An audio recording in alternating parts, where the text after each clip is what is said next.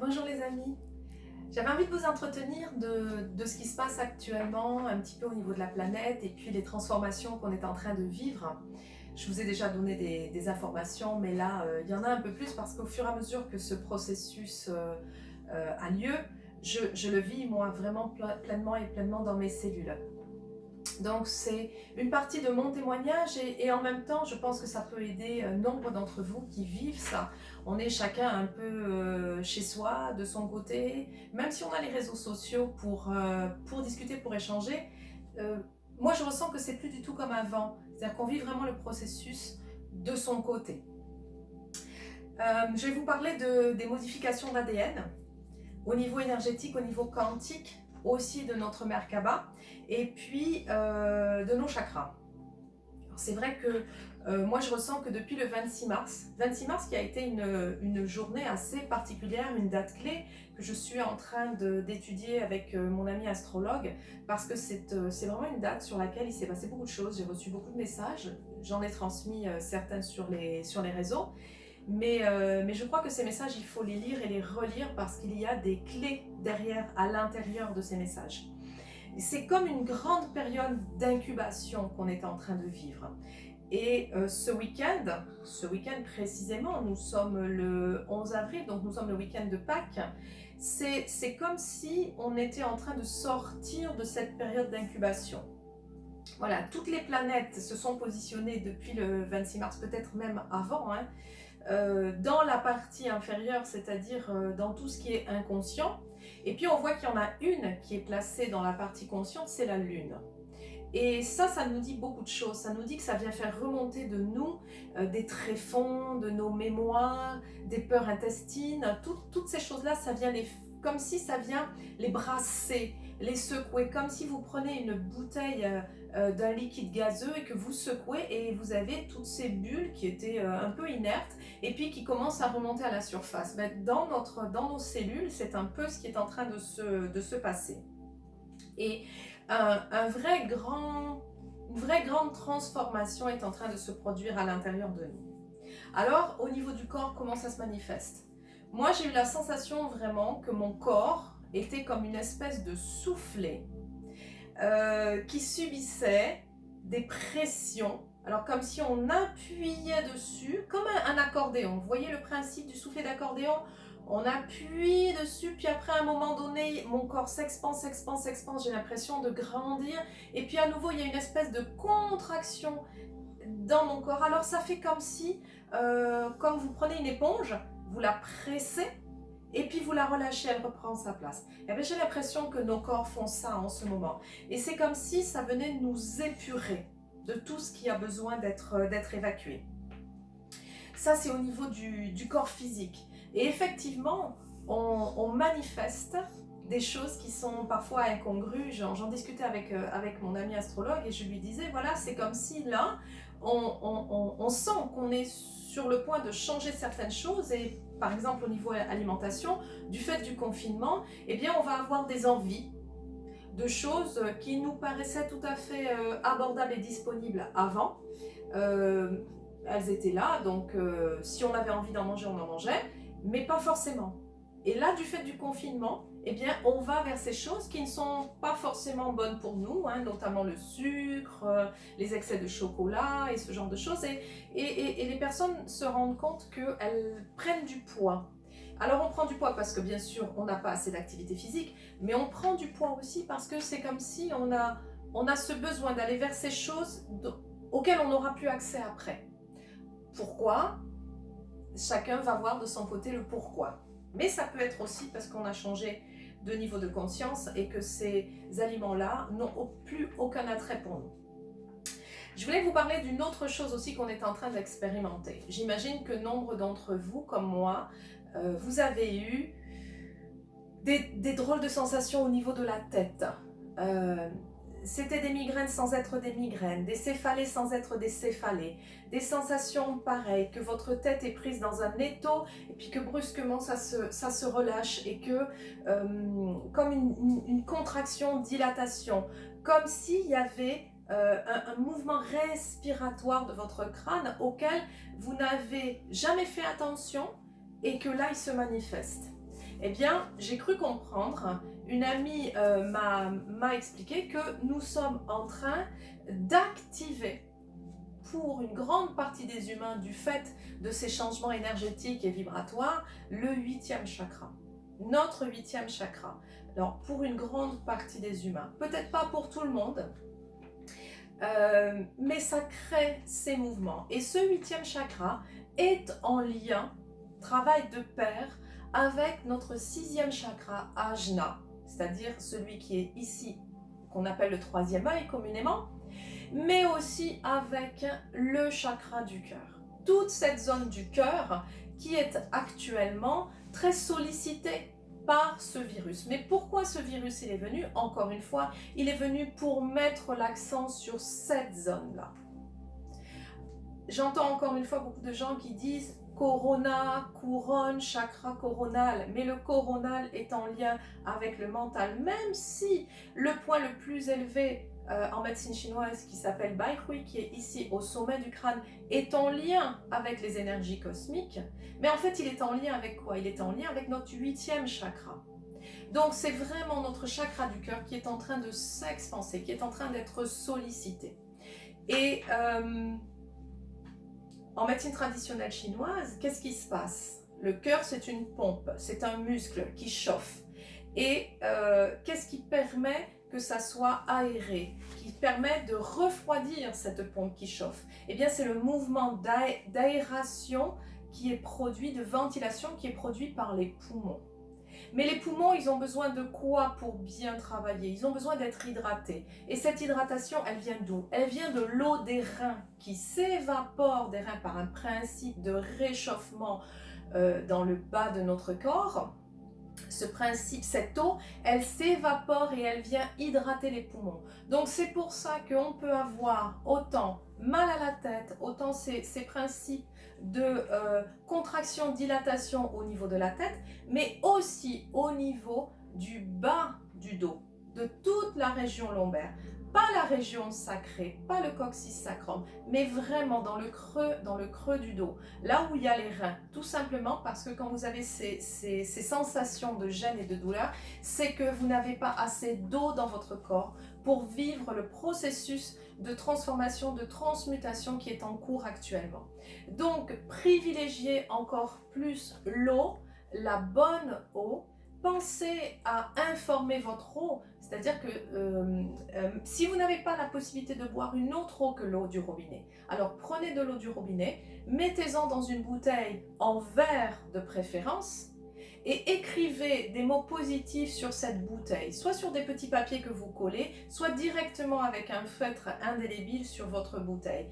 Vous avez besoin de santé, écrivez le mot santé. Vous avez besoin d'amour, écrivez le mot amour. Vous avez besoin de paix, de sérénité, de ressourcement, écrivez tous ces mots-là sur votre bouteille. Bon, n'en mettez pas des milliers parce que sinon il y aura des informations, il y aura beaucoup trop d'informations, mais choisissez 4 à 5 mots qui sont forts et parlants pour vous et écrivez-les sur votre bouteille. Ça va informer l'eau de votre bouteille, laissez agir, allez, on va dire 1 à 2 heures, et puis au fur et à mesure que vous buvez cette eau, remettez-en dedans. La nouvelle eau que vous mettez dans votre bouteille sera informée de ces mots que vous avez posés sur votre bouteille.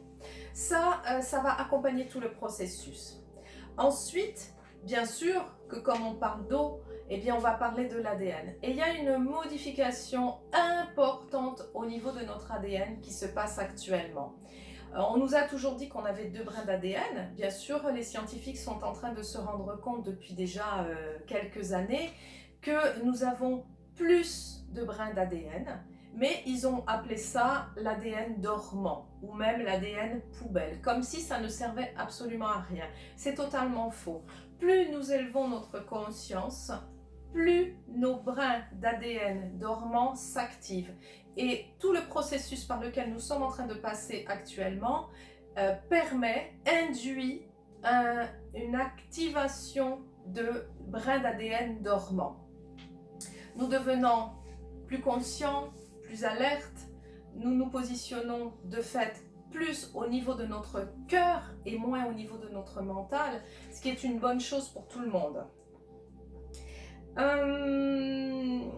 Cette épidémie, de ce que j'ai compris des enseignements que j'ai reçus, c'est comme un test grandeur nature au niveau planétaire.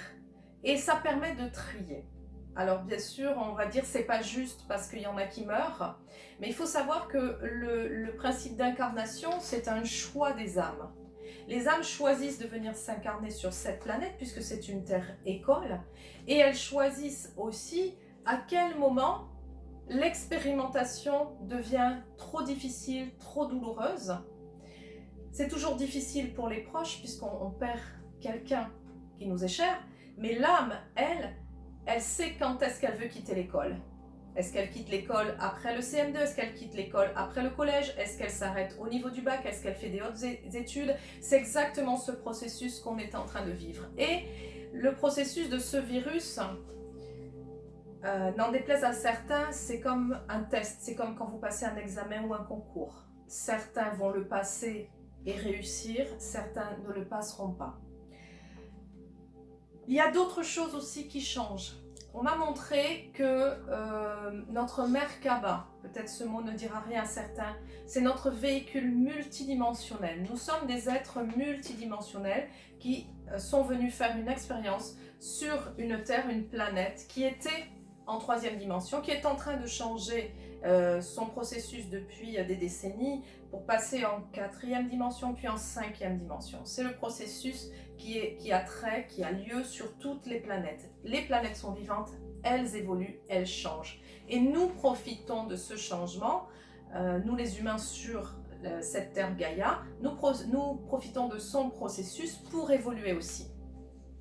Et notre Merkaba, notre véhicule multidimensionnel, qu'on nous avait montré depuis très longtemps comme étant une double pyramide, oui c'est ça, à l'intérieur de laquelle on se trouve, et se trouvent aussi tous nos corps subtils, eh bien cette double pyramide qui bouge, qui nous permet de voyager, les voyages astraux, etc., eh bien elle est en train de changer de structure et de forme.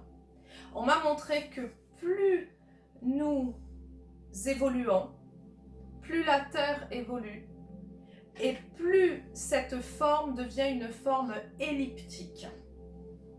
Elle n'est pas sphérique, elle devient elliptique, pour pouvoir bouger dans encore plus de directions que ce qu'elle fait déjà en étant sous forme pyramidale. Donc ça produit en nous des changements, encore une fois, des sensations de distorsion, de compression, parce que nous avons beaucoup plus de directions dans lesquelles nous sommes en train de bouger.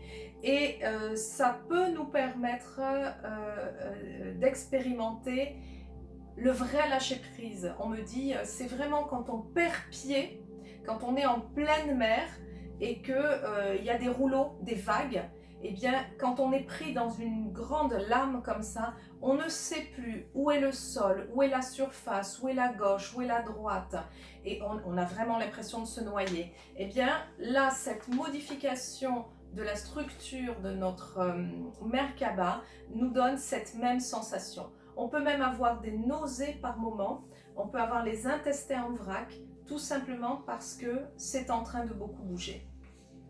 Et bien sûr, celle de la Terre bouge aussi. On va bien sûr avoir des temps de grande fatigue du fait de ces modifications, parce que notre corps physique reste assez lourd, assez dense, et tout le travail qu'on est en train de faire, et ce confinement nous permet justement de changer de rythme et d'avoir des temps de repos beaucoup plus importants que ce qu'on avait avant, en tout cas de se les offrir, de se les octroyer, chacun fait comme il veut ensuite, pour pouvoir stabiliser cette Merkaba. C'est vraiment un cadeau qu'on s'offre, ils m'ont précisé les guides.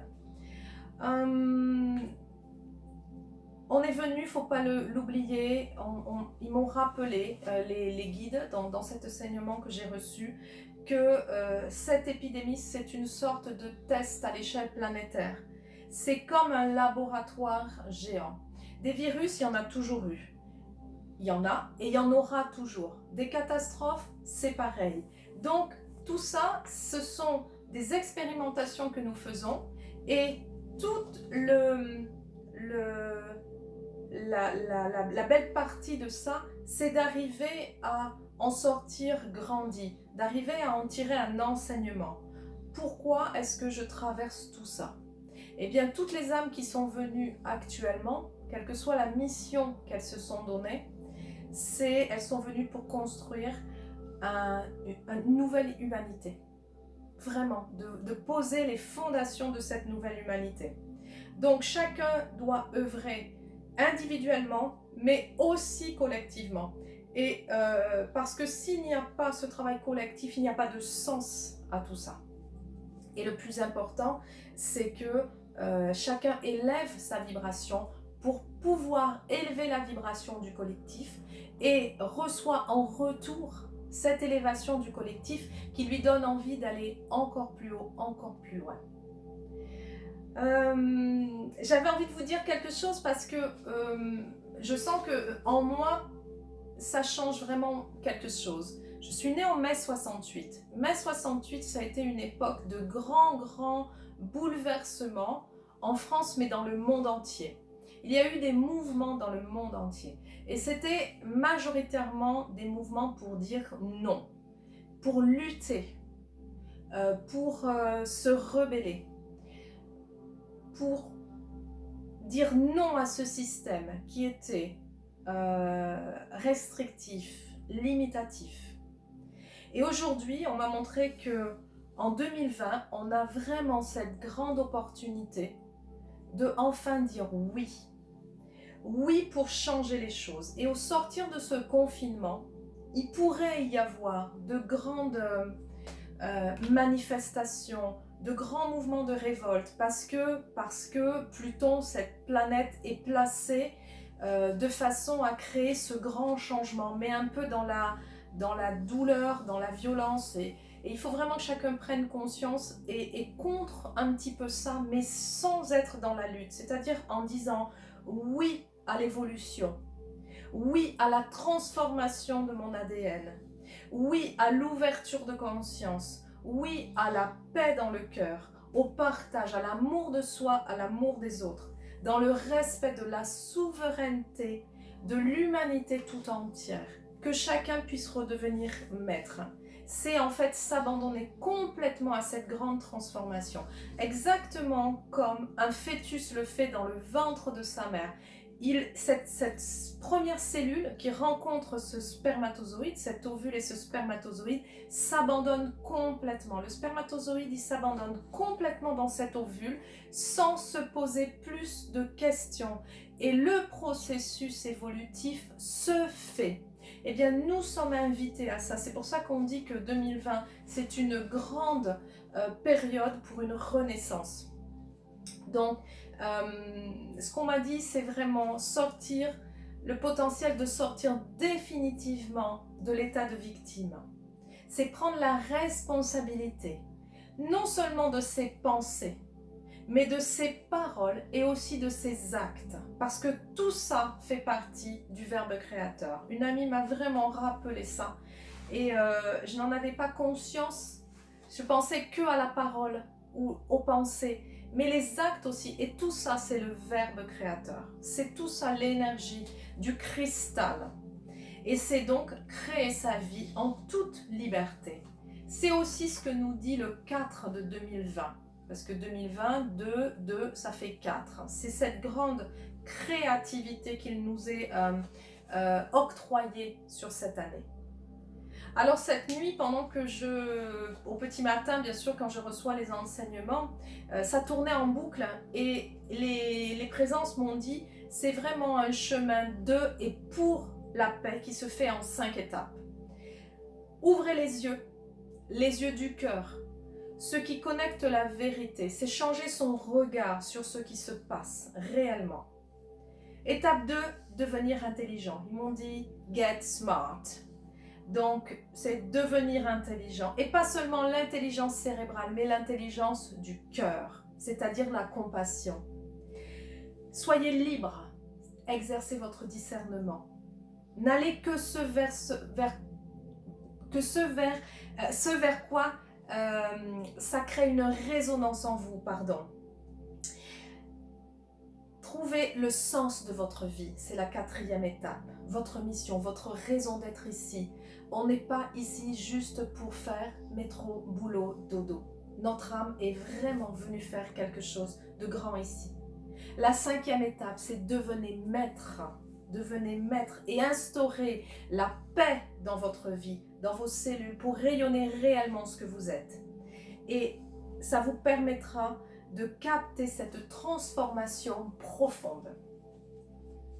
Aussi un petit clin d'œil, parce que nous sommes dans le week-end pascal et que demain ce sera le dimanche de Pâques. Donc j'ai regardé en me levant l'énergie de ce jour-là. Et la surprise est que demain nous sommes le 12 avril 2020 et nous serons dans une énergie du 20 encore. Donc 20 sur une année 2020 avec que des multiples de 2, c'est quand même pas anodin. Alors j'ai regardé le 12. Le 12, c'est l'arcane du pendu. C'est vraiment changer son regard, patienter, lâcher prise, accueillir ce qui s'en vient. Mais c'est aussi la transformation en allant chercher à l'intérieur de soi. Et le pendu est un canal d'intuition. Le 8, parce que le mois d'avril plus l'année 2020, ça fait 4 plus 4, ça fait 8. Donc c'est l'arcane de la justice qui permet la remise en ordre de sa vie pour plus d'harmonie. Et il y a des contrats, mais le contrat c'est l'ouverture du cœur. C'est vraiment vérifier si on est aligné avec son mandat d'incarnation. Et le 20, la totalité de la date, eh bien c'est l'arcane du jugement, avec un ange qui souffle sur 3 personnages, il souffle de la trompette. Eh bien c'est un grand message qui vient pour le jour de Pâques, où, alors on peut dire, hier en rigolant je disais, j'espère que je ne vais pas me faire sonner les cloches, mais en fait c'est réellement ça, c'est que c'est les cloches de la résurrection. C'est les cloches qui nous annoncent que tout ce qui est caché, les secrets, tout ce qui peut venir du fond de l'inspiration, de l'intuition, et bien tout ça, il est temps que ça revienne à la surface pour notre renaissance, pour notre transformation. C'est vraiment un message très fort qu'on reçoit demain, et c'est pour ça que je voulais vous passer ce message avant. Aussi, ce que j'ai compris, c'est que ce message, mais depuis la nouvelle lune du mois de mars, et donc juste avant le 26 mars, on est dans une espèce d'intemporalité. Et les planètes nous disent ça, donc il faut vraiment profiter de ce temps, de cette grande période. On se disait avec mon ami qu'effectivement, on va plutôt sur 40 jours de confinement, que non pas 14 jours, bien sûr, comme vous l'avez déjà compris. Et 40 jours, c'est un chiffre magique, c'est un nombre magique. Donc, si on a à passer ces 40 jours dans ce désert, dans ce confinement, eh bien, qu'on les passe et qu'on en grandisse. Et puis, juste un petit rappel avant de vous laisser, n'oubliez pas que encore beaucoup d'âmes continuent de partir. Et certaines n'ont pas eu le temps de faire le chemin de conscience que un petit nombre d'entre nous font. Donc, ouvrons-leur les voies de la lumière, prions, chantons des mantras, mettez une petite bougie ce week-end, une neuvaine si vous en avez, pour éclairer toutes ces âmes qui partent. Elles nous disent merci et les présences, ça leur facilite aussi le travail. Si nous, humains, nous avons cette conscience et nous facilitons aussi le départ. Accompagnons les familles qui sont en deuil et dans nos prières, envoyons-leur beaucoup d'amour et de compassion, de courage et de soutien. Je vous remercie infiniment de m'avoir écouté. Je suis Odile Mom l'éveilleuse et je vous dis à très bientôt.